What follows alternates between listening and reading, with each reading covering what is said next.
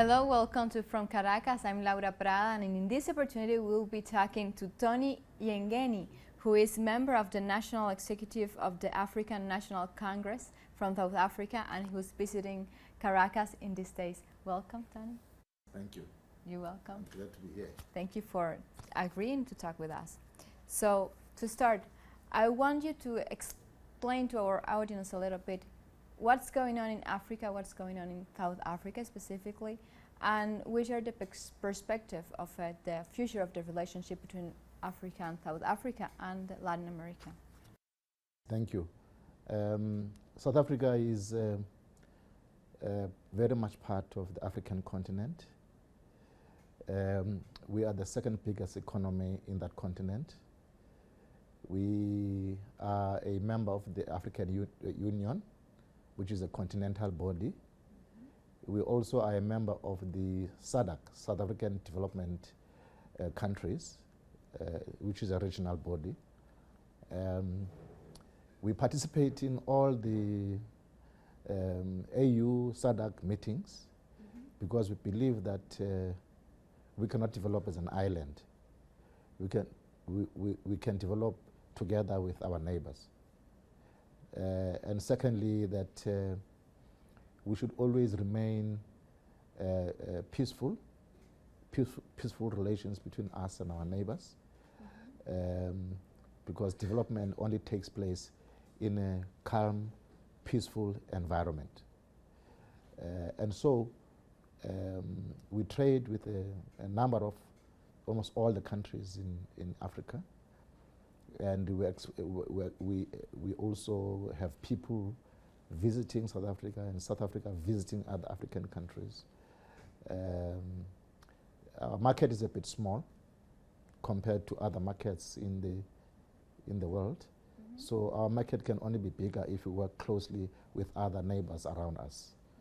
And so we've got very good relations with our neighbors in the continent. And where possible, we also participate in peacekeeping efforts where there are problems in various parts of the continent. Under the auspices of the United Nations, we deploy our military forces, like we have done in the northern parts of the Democratic Republic of Congo and other parts of the continent. You're a member of the African National Congress, a party that has been ruling in South Africa since their return since the country returned to democracy. What has the party done so far? Which are the challenges it's facing today? Facing also the threats from other countries who want that resources that countries, after they have recovered their economies, they are throwing themselves in the international markets like South Africa is doing today. How is the country facing that? How is the African National Congress facing that?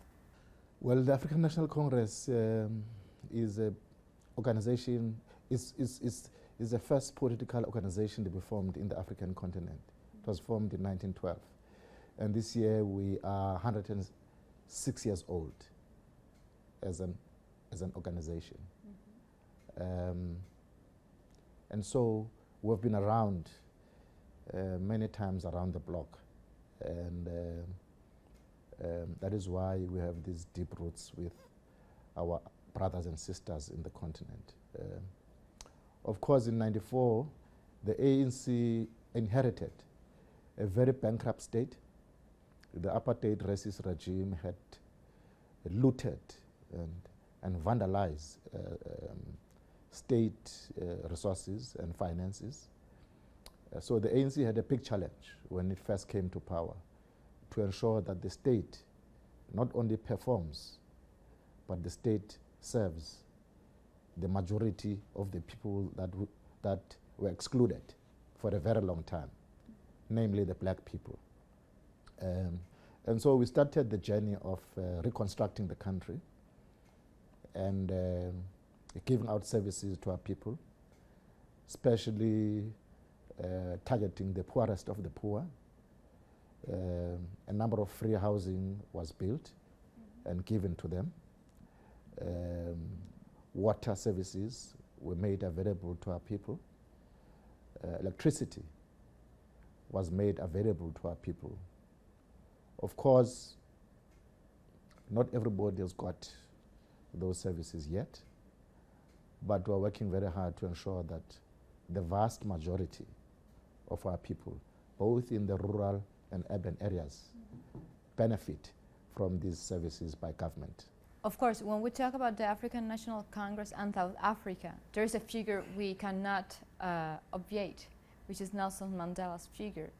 Today, how is the young generations of South African, how they see that figure, how they see him, how you followed that path he left? Mandela is the great icon and martyr of our struggle for freedom. When he came out of prison, it was clear that there was no other person who can lead the ANC except him. So automatically assumed the role of leader of the ANC. And when we went to our first democratic elections in '94, he became the first president of a democratic South Africa. So he's a father figure. He's a father of our democracy. And even when he's not around, his thoughts and his actions continue to inspire millions and millions of our people, not only in South Africa, but in the continent and ultimately in the entire globe. So Mandela and his legacy continue to inspire our people, especially young people. They look upon him, they look upon his views, and they follow his ideas religiously. That is why last year the ANC declared last year the centenary of the birth of Nelson Mandela. And we saw even in the United Nations, there were big anniversaries to honor the memory of this great icon. Because of his figure also, he had important relations, like we can say, with Fidel Castro in Cuba. But also this relationship Mandela left also gave the opportunity for years after countries like Venezuela, Cuba, South Africa to bring together those ideas of those men who were Mandela, Fidel Castro, and Hugo Chavez. They brought together all those ideas of cooperation, of internationalism, and to work together. How is that work? They thought that the peoples of those countries could bring together. Mandela is and was a product of the African National Congress. He speaks and articulates the principles of our struggle as espoused by the ANC. We don't make a distinction between Mandela and the ANC. He is a product of the ANC, and we're very proud to say that. The ANC, from its inception, is committed and continues to be committed to internationalism. We believe that it is our responsibility to support and to be in solidarity with other peoples around the world who suffer consequences of exploitation, oppression, colonialism, racism, gender exploitation, and so on. So we at all times we subscribe to that principle. And Mandela was very, very exceptional in embracing that principle, even when the Western countries were pressurizing him to dump our relationship with Cuba, Venezuela, with the Palestinian people, and the Polisario Front in Western Sahara, Mandela refused to back down and said that he will continue and forever embrace the support and love of South Africa and the ANC by all those leaders, Fidel Castro, Yasser Arafat, and so on and so forth. Then we can see that today when for example, Venezuela is being the center of aggression from the United States, that not only South Africa, but also at the African Union, they've been supportive of Venezuela's Bolivarian government and what is going on here. And they given their support to President Nicolás Maduro. Is that part of the teachings that Mandela left?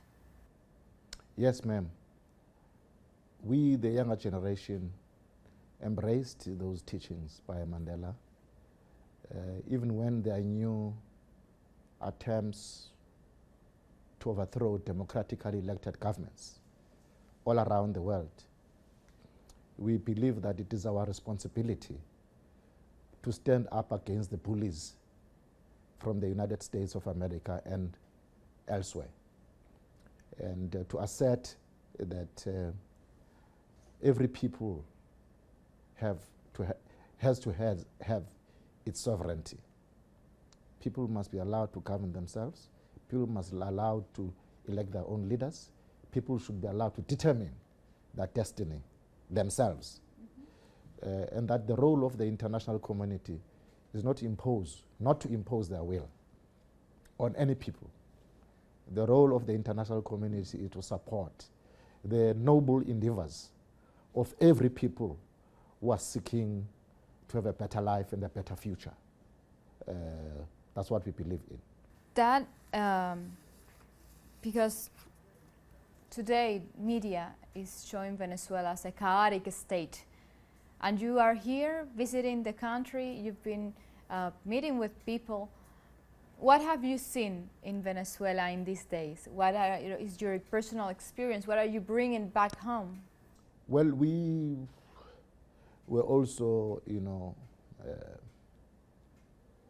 subjected to that distortion of events in this part of the world. That there's chaos here, people are starving, and people are, being killed in the streets, and so on and so forth. But the first day we came here and we landed, we went on a tour of the beach next to the airport, and we... Vargas Estate. Yes, Vargas Estate. We saw there with our own eyes thousands and thousands and thousands of people swimming in the beach, dancing to the music, and very happy people. And all what we were told did not exist. So the media is biased, or let me say the establishment media is biased. It's not portraying the real state of affairs in Venezuela. They are conveying a very distorted image. I think sometimes it's what they also try to do with Africa. Absolutely. In Africa, they talk about Africa, it's all negative. Military coups, wars, poverty, hunger, starvation, disease, illiteracy, blah, blah, blah. So our own experience here has taught us that we need to come here and see and hear for ourselves. That's why we're here. I said we're on a working visit. We needed to come and see for ourselves and hear for ourselves, so that when we go back home, we can tell ourselves, our people, what we saw, what we had. About that, I think then it's a strategic union that of Africa and Latin America, and specifically South Africa, in this case with Venezuela.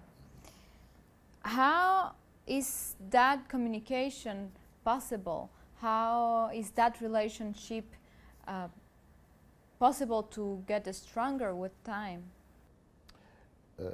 We think that that relationship between Africa and Latin America is an important relationship that must be strengthened going forward, precisely because right-wing forces, reactionary forces in Latin America are on the ascendancy.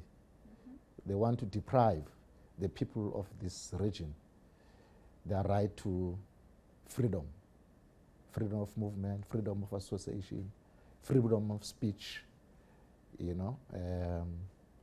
They're trying to lynch and kill progressive governments like the Cuban government, the Venezuelan government, and other governments in Latin America, and to surround those governments with right-wing political parties and governments that are going to do things in the interest of the West, not in the interest of their own people. So then what is the importance of solidarity in these days, specifically between all those peoples, between the peoples of Africa and the peoples of Latin America and the Caribbean? We think that it is important for us to come here in Venezuela and express our solidarity with the people of Venezuela, with the government of Venezuela, with the president of Venezuela. South Africa has been very open and clear about its stance regarding the events here.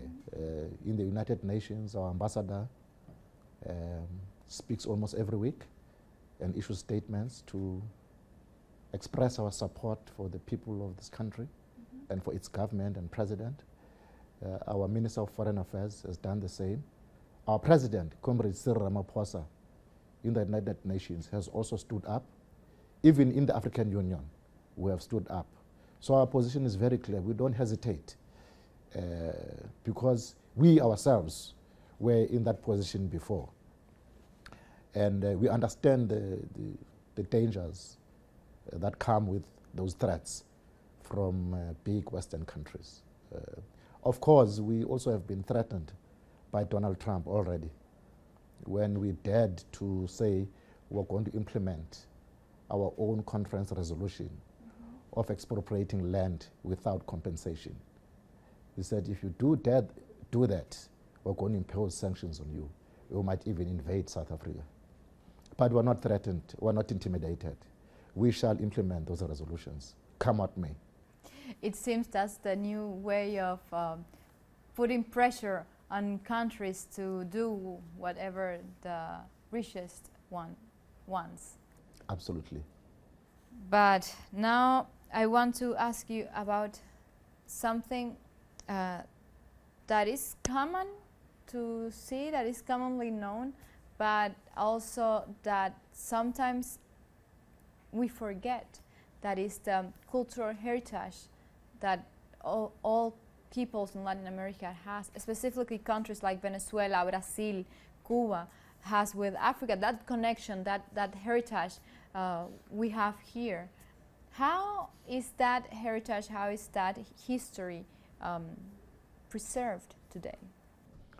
Look, I think that for a long time imperialism has been trying to divide us on the basis of culture, on the basis of race, on the basis of religion, on the basis of class position. You know, we refuse to be divided. We think that all peoples are equal and all peoples have the right to exist and to determine their own future. And it is very, very important that there is this working relationship between Africa and Latin America because we share a common history, we share a common heritage, we share a common culture. When we went to the beach, for example, the other day, we realized that there are lots of descendants from Africa in that part of the world. But they're Venezuelans, they're people. So it is very important that Africa, Latin America, and even you know, your islands around Jamaica and all those, Haiti, there's a working together because we're one people. And because we are one people, we want also to invite you to connect with Telesur English, who is a project that is bringing together that cultural traditions, that knowledge that the Caribbean people has with African people, and to bring together all that culture, you know, because of the Connecting the Global South, this which is the slogan. Do you think that connecting the Global South today is the way to follow the path that men like Mandela, like Fidel Castro, like Hugo Chavez left? I think so. I think that we not only must share political thoughts and policies and so on and so forth, but we must also share cultural experiences. Because if those cultural experiences show us who we are and where we come from, whether it's music or art or fashion or sports, we need those cultural exchanges between us, because they bring us together and they cement our relationship as a people. People want to play, they want to laugh, they want to eat. So they must be allowed to play together, to sing together, and chart their own way forward without imposition from anybody. Thank you very much, Tony, for meeting us here from Caracas. Thank you. Like this, we come to the end of this from Caracas, where we talked with Tony Yengeni, who is member of the National Executive of the African National Congress, who is visiting Caracas in these days, and who shared with us his thoughts of this visit, and also update us on what's going on in Africa and in South Africa. Thank you again, Tony, for meeting us. Thank you.